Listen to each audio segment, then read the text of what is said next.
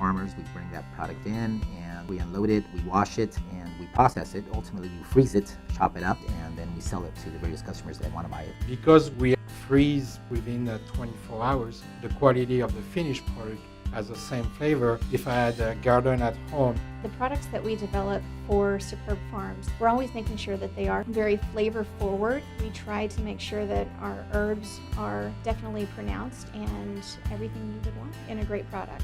Once our product's in the hands of chefs and they taste it, they understand our commitment and what we can offer. Herbs in their purest form are herbs from your garden, and they're herbs from our garden. It's just a lot bigger.